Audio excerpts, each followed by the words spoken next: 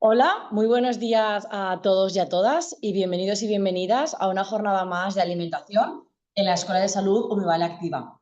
Mi nombre es Ana Bilbao, soy dietista nutricionista y en el día de hoy vamos a hablar de hábitos alimentarios, de cómo podemos realizar cambios conscientes y fáciles de nuestros hábitos.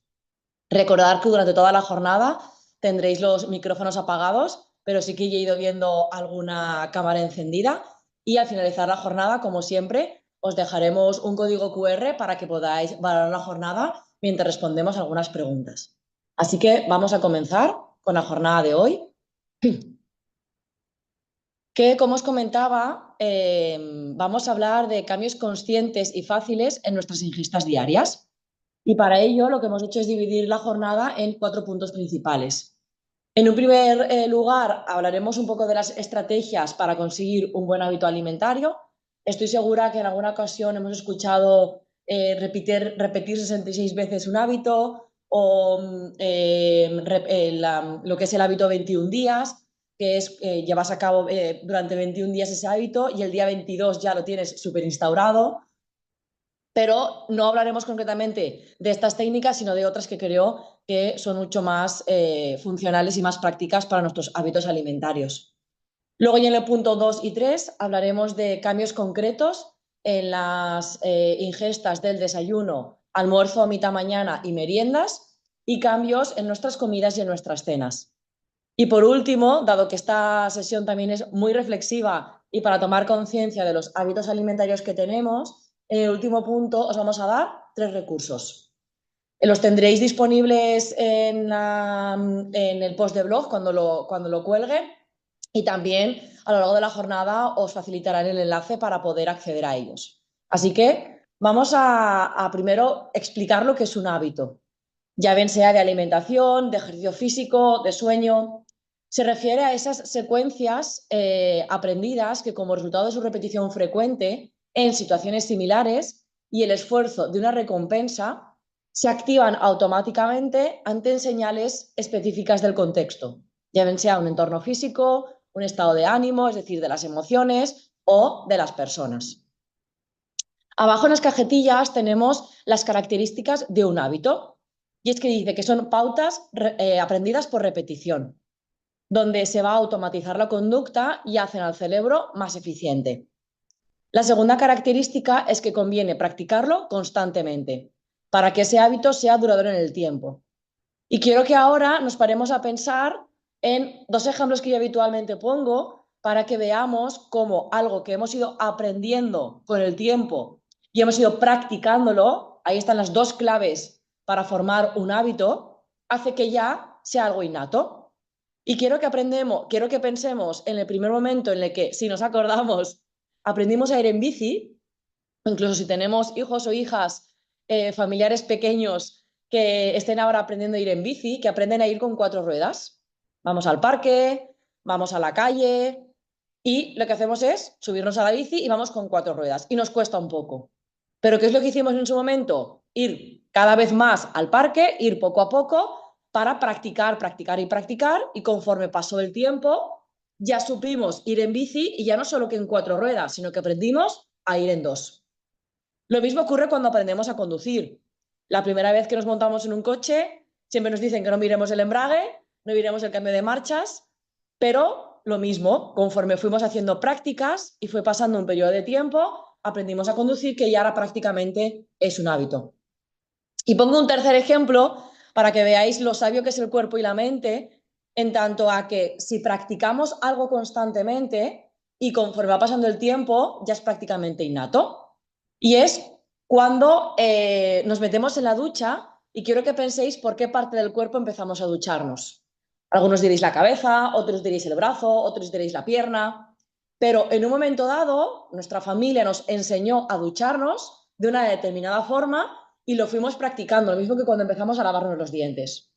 Os pongo ejemplos más visuales, aunque no sean de alimentación, para que veáis que cuando algo lo vamos aprendiendo poco a poco, lo vamos practicando, lo vamos repitiendo regularmente, es lo que hace que finalmente se convierta en un hábito. De ahí que la tercera característica sea comportamiento repetido regularmente. requiere de un pequeño ningún raciocinio y es aprendido más que innato. Y otra variable súper importante que la veremos en la gráfica siguiente es que requiere de tiempo. Hay que tener interés por entrenarlo y por mejorarlo. Metiéndonos ya en materia de alimentación, os pongo un ejemplo mío personal para ver si a lo mejor alguno o alguna se siente identificado o identificada. Y es que hubo un momento, a pesar de yo tener muchos conocimientos en alimentación, que veía que mi consumo de frutas era bajo o que no era lo regular que yo quería. Acordándonos de que las raciones de fruta se aconsejan 3 al día. ¿Qué decidí? Vale, pues para poder afianzar al menos una ración de fruta al día, que de hecho esto es luego lo que os voy a comentar a lo que se refiere de ir haciendo pequeños cambios poco a poco, y es lo que hice fue tomar una fruta en el desayuno y decidí tomar un kiwi. De hecho, está tan instaurado que hasta mi entorno sabe, cuando me voy de viaje con las amigas, cuando me voy con mi familia, mi pareja, saben que la fruta que tomo por las mañanas es un kiwi. Si no hay kiwi, obviamente puedo tomar cualquier otra fruta, pero decidí que era el kiwi y es un hábito que tengo muy instaurado. Y creo que esta gráfica refleja muy bien lo que os comentaba antes de la variable del tiempo y la variable de la repetición. Y es que quiero que también pensemos en estos vídeos que hemos visto alguna vez o cuando nos han explicado lo de la zona de confort y zona de aprendizaje. Cuando comenzamos a realizar un cambio de hábitos, pensar que estamos en lo que se llama la zona de confort, en el minuto cero. Pero conforme va pasando el tiempo, fijaros en la curva de aprendizaje, la curva que coge y el número de veces que repetimos ese hábito o esa acción, finalmente vamos a convertirlo en un hábito. Sí que es verdad que la cantidad de tiempo que llevamos realizando un hábito no es tan importante como el número de veces que lo hemos realizado. Porque puede que una persona necesite 10 días, otra persona necesite un mes e incluso un año. De ahí a lo que os comentaba antes del reto 21 días o el hábito 66, a veces no es aplicable del todo. ¿Cuáles son los pasos para poder cambiar un hábito? Lo primero es ser consciente de lo que queremos cambiar y por qué y para qué. De hecho, son preguntas que luego os volveré a plantear. Conectar con ese nuevo hábito, con vuestros valores y metas personales. Otro ejemplo que podríamos llevar a cabo en cuanto a hábitos alimentarios. Y es que si una persona decide llevar una alimentación vegana o vegetariana, que recordar que este tema lo hemos hablado en una de las jornadas, claro, si yo decido poco a poco ir reduciendo el consumo de carnes y el consumo de pescados, es porque voy a incrementar el consumo de verduras, de frutas, de legumbres, de cereales integrales, de frutos secos. No tiene sentido llevar ese tipo de alimentación, esa filosofía en la que decidimos reducir, en este caso también eliminar carnes y pescados, y de repente lo que hacemos es alimentarnos a base de procesados que veamos que en el etiquetado no tiene ningún tipo de alimento de origen animal. Con lo cual, importante que conecte con nuestros valores, con nuestros objetivos y con nuestras metas personales. El tercero, y es el ejemplo que os comentaba antes de empezar por un cambio pequeño, es programar pasos pequeños, objetivos a corto plazo. Esto es, objetivo grande, yo quiero mejorar mi alimentación. Yo quiero llevar una alimentación vegetariana, una alimentación vegana. ¿Cuáles son los objetivos pequeños? Voy a introducir la fruta en el desayuno. Voy a introducir más verduras en la comida. Voy a reducir el consumo de azúcares. Por tanto, me imagino que os estáis dando cuenta de que todos estos cambios pequeños que vamos proponiendo son los que hemos ido trabajando en las jornadas. Así que ir revisándolas. Lo cuarto, ser disciplinado. Practicar, practicar y practicar. Súper importante. Y por último, valorar positivamente cualquier tipo de progreso. Felicitarnos por los progresos también.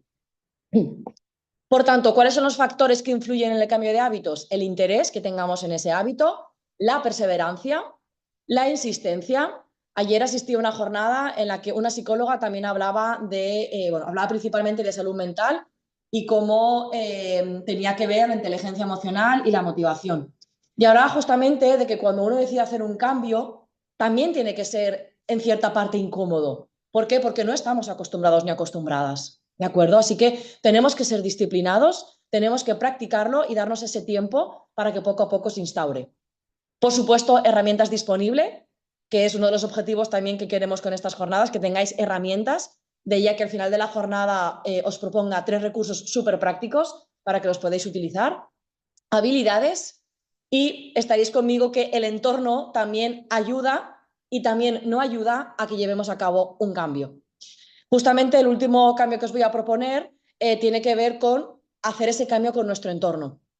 Recordamos también, cuando hablamos de las ingestas fuera de casa, de que del 100% de nuestra alimentación, un 80% es llevar a cabo esos hábitos saludables, esos hábitos de vida saludables, y tenemos un 20% de eventos, de alimentos que podamos comer con pues, menos características nutricionales interesantes, con una peor calidad nutricional, ya bien sea por el contexto, por el entorno. Y justamente es ese factor el que a veces no es que no facilite, sino que no nos ayuda a llevar estos cambios.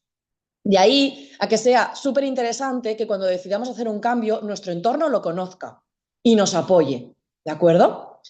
Y luego también, cuando decidimos hacer un cambio, conviene preguntarnos varias cosas. ¿Para qué? ¿Qué voy a conseguir? ¿Con qué? ¿Con quién? ¿Y dónde? No tiene ningún sentido que yo me proponga empezar a tomar un kiwi en el desayuno, que lo tengo ya, vamos, automatizado y súper instaurado, y que yo no me haga una lista de la compra con la fruta que voy a comprar, entre ellas el kiwi, y que no me indique exactamente la cantidad de kiwis que me tengo que comprar para yo poder tomármelos uno cada día. E incluso dónde lo quiero llevar a cabo. Así que es interesante que para aquellos hábitos que queréis ir cambiando podamos responder a cada una de estas preguntas. ¿Para qué lo quiero conseguir? ¿Lo quiero para al menos tomar una ración de fruta? Porque se aconsejan 3, quiero al menos afianzar una, por ese consumo de fibra, por ese consumo de vitaminas y minerales y azúcares intrínsecos. ¿Con quién lo voy a conseguir? En este caso conmigo misma, porque en mi caso el desayuno principalmente lo hago sola. ¿Y dónde? En la cocina. Fijaros lo fácil que es que podamos ir respondiendo a cada una de estas preguntas. Y me imagino que muchos y muchas conocéis este libro. Es un libro muy bueno, muy reflexivo también, que obviamente ya no solo habla de alimentación, pero sí que pone ejemplos de esta temática. Se llama Hábitos Atómicos, Cambios Pequeños, Resultados Extraordinarios. Y la verdad que este libro tiene también la filosofía de un método que os voy a comentar y que ya os he ido avanzando, de ir haciendo cambios pequeños.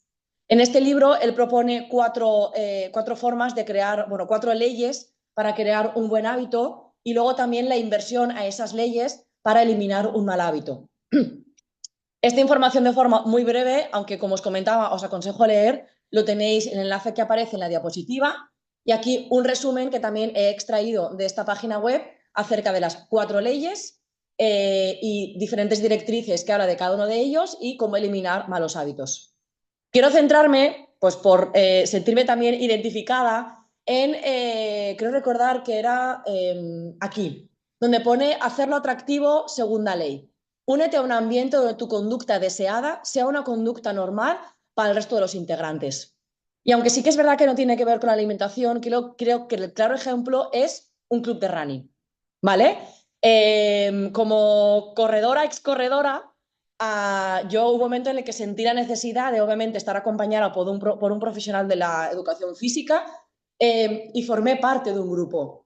Entonces quiero que penséis en cuando a lo mejor habéis decidido hacer un cambio de alimentación, que os habéis unido a una comunidad, habéis seguido a lo mejor incluso cuentas de Instagram que tengan una filosofía de buenos hábitos, os habéis unido a un club de running, habéis ido a un gimnasio, os habéis incluso reunido con otros empresarios, con otras emprendedoras o emprendedores. El sentirnos parte de una comunidad es justamente uno de los pasos que se incluyen en esta consecución de buenos hábitos.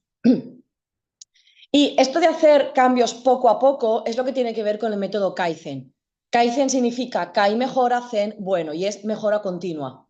Y es que el principio que rige Kaizen es una serie de mejoras continuas y pequeñas, son mucho mejores y efectivas que un solo cambio grande. De ahí a que tendamos a que no pensemos en realizar grandes cambios de un día para otro, sino pensemos en lo mínimo que podemos hacer para poder comenzar dicho cambio. Fijaros en la diapositiva, bueno, en la infografía que nos hace Marcos Vázquez de la iniciativa Fitness Revolucionario. Voy a centrarme en los dos primeros. Dice cambiar toda una dieta. Pensar en aquellas personas que en algún momento han dicho, mañana empiezo la dieta, mañana elimino todos los azúcares, mañana empiezo a comer todos los días verduras en comidas y en cenas. Estaréis conmigo de que no es un objetivo lo más realista posible. Así que lo primero que tenemos que hacer es, voy a centrarme en una ingesta, mejorar el desayuno. Vamos a hacernos cambios pequeños, porque los cambios pequeños es lo que va a favorecer a que prácticamente sin darnos cuenta al cabo del tiempo hayamos mejorado muchos hábitos de nuestra alimentación. Y creo que el otro ejemplo claro, que incluso el otro también lo es, ahora que se acercan las Navidades, de cara a los propósitos de Año Nuevo, es ir 1 hora al gimnasio. Cuando probablemente nunca hayamos ido al gimnasio. ¿No será más realista el que valoremos qué tipo de ejercicio nos gusta y que incluso entrenemos 10 minutos en casa?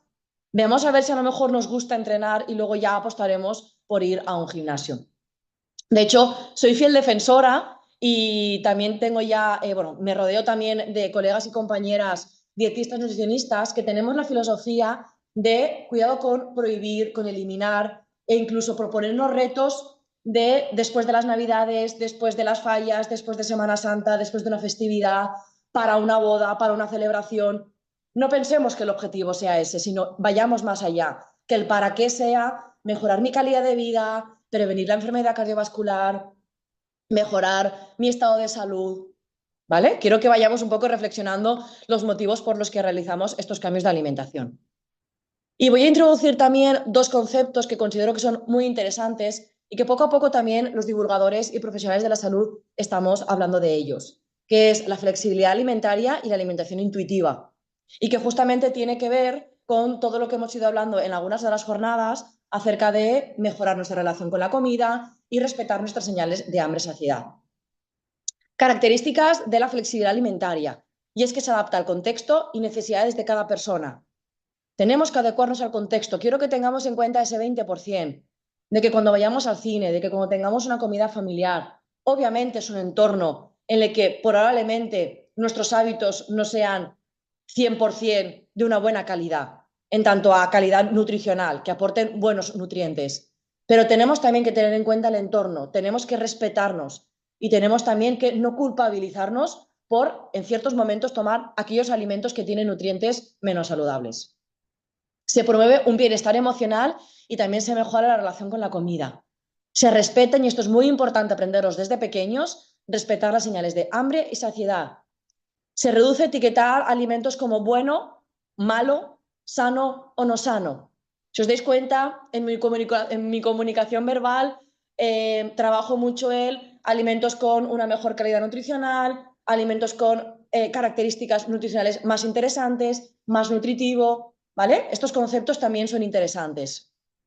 Ayer, sin ir más lejos, en esta jornada que os comentaba, justamente la empresa que llevaba todo el tema de la comida es una empresa que tiene una iniciativa muy saludable, pero en un momento dado, pues estábamos ahí hablando y dije que era nutricionista. Y parece que cuando dices que eres nutricionista ya es como que parece que te van a juzgar. No, estamos en un entorno diferente, un entorno sociable, un entorno distendido. Aprendamos también a que en esos entornos, justamente que desde esta empresa nos están ayudando a llevar a cabo unos buenos hábitos, nos relajemos y disfrutemos del evento. Se establecen límites en cuanto al momento para consumir determinados alimentos y sigo insistiendo en ese 20%, en tanto a que en esos eventos sociales, en ese contexto, en esas reuniones con familia, con amigos, nos establecemos unos límites de esos alimentos, los destinamos únicamente para ese momento, pero justamente lo que quiero que nos quitemos es que nos lo estamos prohibiendo durante la semana y justamente nos lo estamos permitiendo ese fin de semana. Nos establecemos límites en tanto a que voy a disfrutar de estos alimentos el fin de semana y durante la semana voy a llevar a cabo esa alimentación saludable. Se acepta cuando no se quiere comer algo y se optan por estos alimentos de calidad nutricional y se disfrutan. Otro ejemplo también que me pasó ayer es que habían unos dulces, eran trocitos de brownie y como unas mini magdalenas de chocolate. Entonces, a la conversación salió de, es que nunca me lo como, hoy me lo voy a permitir. Al contrario, lo que nos tenemos que transmitir es, hoy voy a disfrutar de este muffin de chocolate o de este brownie de chocolate, porque he decidido que me lo voy a tomar en estos contextos o en estos entornos. Me establezco yo límites, pero unos límites saludables. Y la otra palabra que también se está trabajando mucho en alimentación y en nutrición es la alimentación intuitiva. Y es tener un enfoque alimentario que permite priorizar la conexión con el cuerpo. Y seguimos insistiendo en tomar decisiones basadas en el hambre, la saciedad y el bienestar general.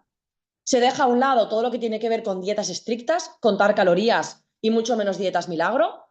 Se come sin culpa, disfrutado de todos los alimentos sin vergüenza, el ejemplo que os comentaba ayer, hoy estoy disfrutando de un muffin de chocolate y se presta atención a las situaciones emocionales. No olvidemos que también tenemos un hambre emocional, aparte del hambre sensorial y el hambre fisiológico.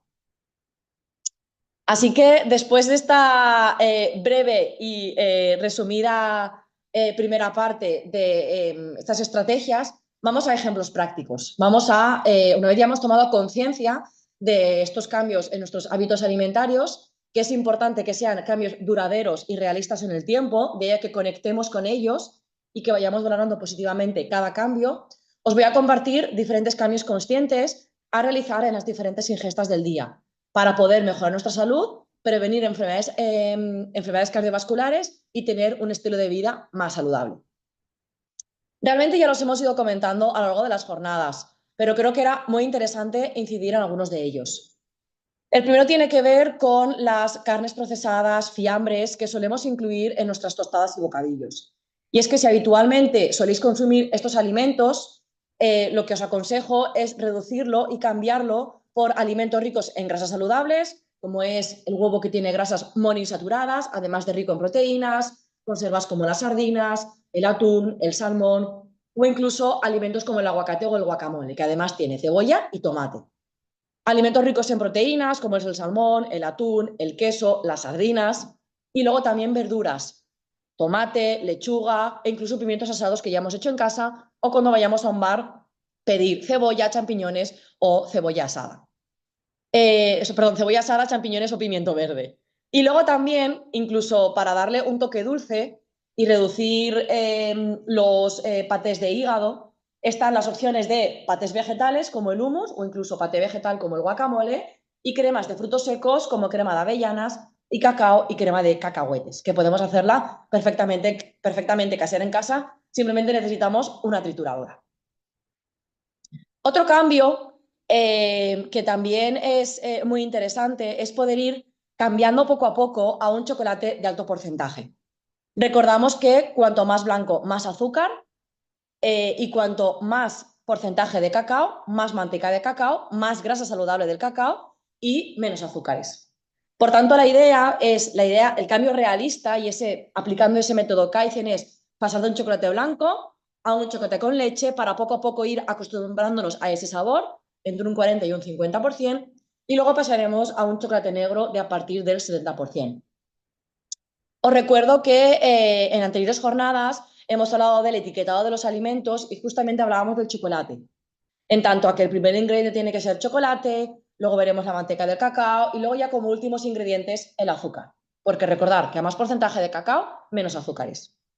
Y para recordar también que cuando vemos en el embalaje, en la etiqueta, chocolate puro o negro, no es chocolate puro o negro, porque no tiene alto porcentaje. Suelen rondar entre un 40 y un 50%.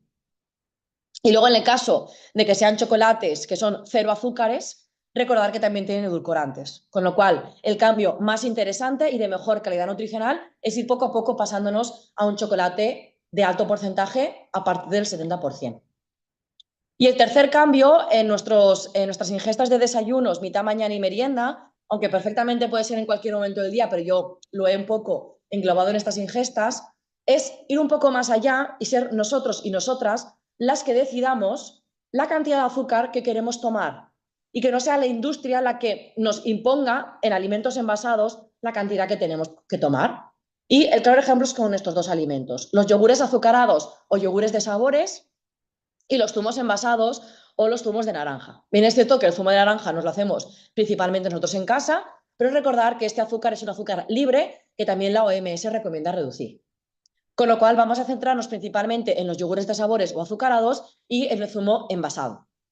En el caso del yogur de sabores, que recordamos que un yogur natural tiene entre 4 a 5 gramos de azúcar natural propios del yogur, si yo hago el cambio, si yo tengo en cuenta ese yogur natural y luego lo comparo con un yogur de sabores o un yogur azucarado, este yogur tiene 15 gramos, incluso algunos más.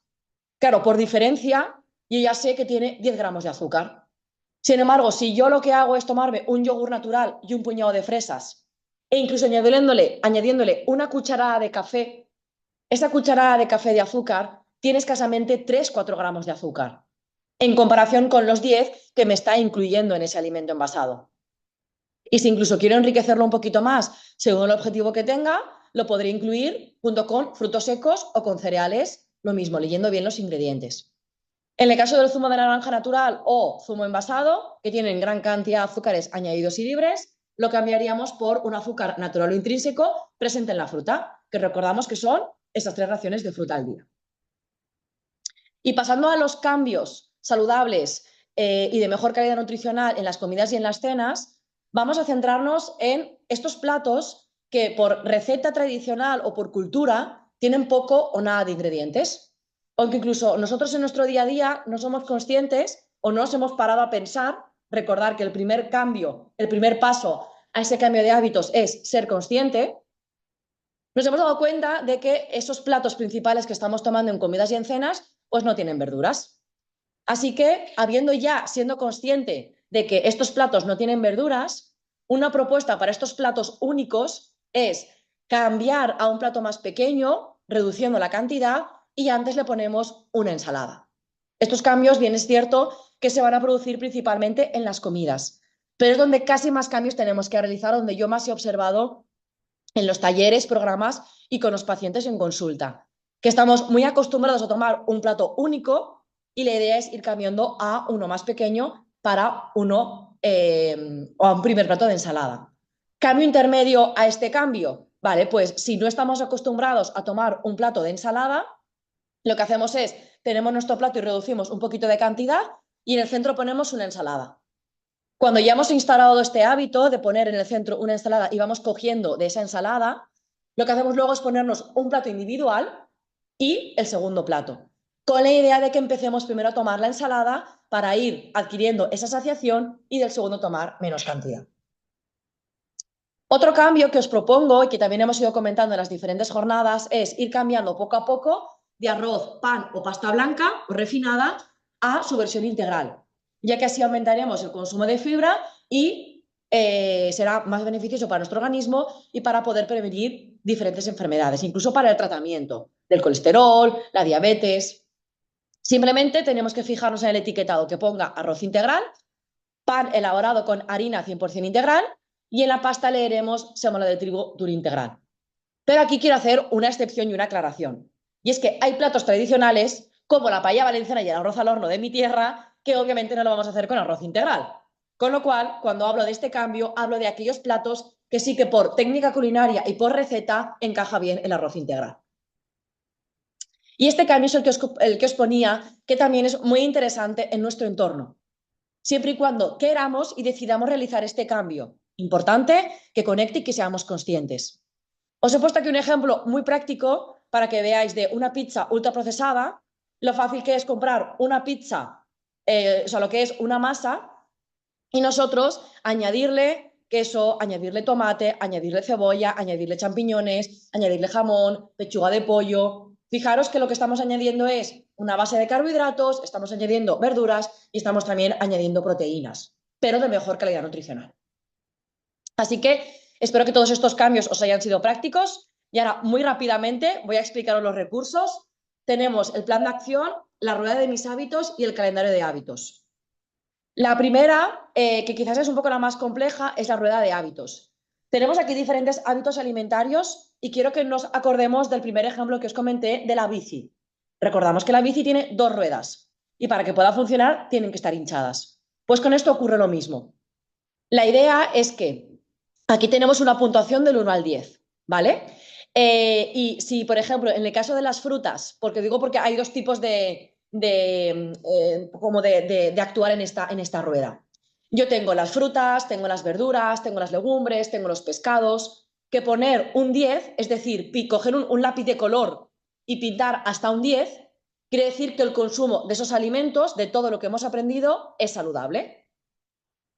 Recordar que si yo tengo un 10 en todo, quiere decir que mi rueda está hinchada, con lo cual el objetivo principal es que yo tenga toda la rueda pintada. Ahora bien, en el caso de alimentos ricos en azúcares añadidos, en el caso de fiambres y carnes procesadas y en el caso de picoteos y snacks, tener una puntuación de un 10 quiere decir consumir poco de estos alimentos, ¿vale? Porque recordamos que la rueda tiene que estar pintada y eso quiere decir que está hinchada. Otro recurso que os propongo, que también es un hábito o sea, es una herramienta muy consciente, incluso casi previo a decidir qué cambio queremos realizar, es el calendario de hábitos. No os he dejado aquí mucho hueco, pero bueno, simplemente, si incluso si os la imprimís, lo podéis poner detrás. Y la idea es que aquí pongamos los hábitos que queremos cambiar o incluso aquellos hábitos que ya hemos decidido cambiar. Y la idea es que durante un mes nos centremos en algunos de ellos y cada vez que consigamos ese cambio, nos marquemos una X. En el caso de que simplemente sea para hacernos conscientes, no marcaremos ninguna X. Nos lo apuntaremos, lo registraremos y luego ya conforme lo queramos cambiar, iremos cambiando, iremos marcando una X. Y por último, una vez hemos llevado a cabo las otras herramientas, esto es el plan de acción, es llevarlo a cabo. ¿Qué tendría que mejorar? ¿Para qué? Para las próximas semanas, ¿qué me propongo? ¿Cuáles son las acciones a llevar a cabo? Y las preguntas siguientes. Os pongo un ejemplo muy rápidamente. ¿Qué tendría que mejorar? El consumo de frutas. ¿Para qué? Para mejorar mi estilo de vida, para llegar a esas 3 raciones de frutas recomendables y para incrementar el consumo de fibra, vitaminas y minerales. ¿Qué me propongo en las próximas semanas? Al menos tomar una fruta en el desayuno. Escribe todas las acciones. Primera, hacerme un listado de las frutas que yo necesito. Concretamente el kiwi, número. ¿Qué más acciones? Tenerlo visible. Eso también es muy importante. Incluso si hasta nos cuesta pelarlo, tenerlo preparado el día anterior para simplemente cuando yo me levante, tomarlo en el desayuno. Y luego también ser conscientes de las dificultades que podamos tener, de qué vamos a hacer para acordarnos de este plan de acción y obstáculos que puedan surgir. Así que, bueno, me he ido unos minutitos, pero creo que era también muy interesante poder explicaros estos recursos. Recordar que tanto los recursos que os van a facilitar el enlace como las infografías y el material de apoyo lo tenéis en la página de umivaleactiva.es. Y os vuelvo a ver en enero, así que puede que a lo mejor sea la primera en felicitaros el año y en felicitaros las Navidades. Nos vemos el 23 de enero para volver a hablar de mitos alimentarios y de estas creencias que a veces nos inculcan y que es necesario cambiar para que nuestra alimentación sea más saludable y más nutritiva. Así que vamos a pasar ahora, si da tiempo, a un breve turno de preguntas mientras vais rellenando la encuesta. Hola Ana, pues mira, aunque nos hemos pasado un minuto, sí que han salido un par de cuestiones en el chat que te voy a formular, ¿vale? Y es que hay muy buenas intenciones para introducir esos hábitos. Uno, por ejemplo, nos comentan la introducción de la verdura, introducirla en formato crema, por ejemplo. El ¿Vale? tema de la pasta, ¿qué opinión te merece la pasta de legumbre? Y Muy luego bien. respecto a la fruta, el mejor momento de introducirla, pues como decías ahora, el desayuno, eso por alimentos. Y luego una Vale. última, si nos da tiempo, el mejor momento para comenzar a establecer hábitos. Y con eso resolvemos. Gracias. Vale. Me ha parecido muy interesante, bueno, muy interesante las dos preguntas, porque al final justamente respecto a la primera pregunta es lo que hablábamos de el método Kaizen, los cambios pequeños pero constantes. A ver, en el caso de las verduras, yo lo que siempre hago con mis pacientes y en grupo es hacerme un listado de todas las verduras que me gustan y las que no conozca, buscarlas a ver cuáles son. Lo siguiente es todas las técnicas culinarias que encajan con esas verduras. Porque, por poner un caso particular mío, a mí, por ejemplo, la calabaza asada, la textura no me gusta, pero me encanta la crema de calabaza. ¿Vale? Lo mismo que hay gente que no le gusta el tomate en trozos, pero le gusta un gazpacho, le gusta un salmorejo o le gusta el tomate rallado. Con lo cual, listado de verduras. Técnicas que encajan con cada una de las verduras, porque vamos a encontrar infinidad de opciones. ¿Que resulta que son las cremas? Empezamos por las cremas. Ahora bien, es interesante que cuando ya hemos afianzado las cremas, dado que al final lo que hacemos es prácticamente no masticar, pero sí que combinamos varias verduras, vayamos a un paso más. Si a lo mejor no me gustan las verduras crudas, a lo mejor las salteo, las pongo hervidas, las combino con verduras, las combino con la pasta, las combino con el arroz, las combino con la carne, con el pescado. ¿Vale? Pero el primer ejemplo de introducir verduras está bien. Mi consejo es no quedarnos ahí, ir un poquito más, ¿vale? Pero está perfecto.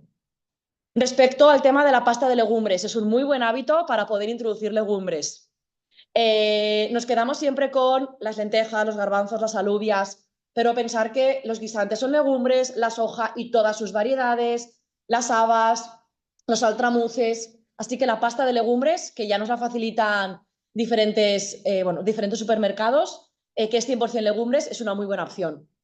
Y en el caso de la fruta, En mi caso fue el desayuno, pero puede que para algunos de vosotros y vosotras sea o bien como postre o bien tomarlo como snack saludable en almuerzos o en meriendas.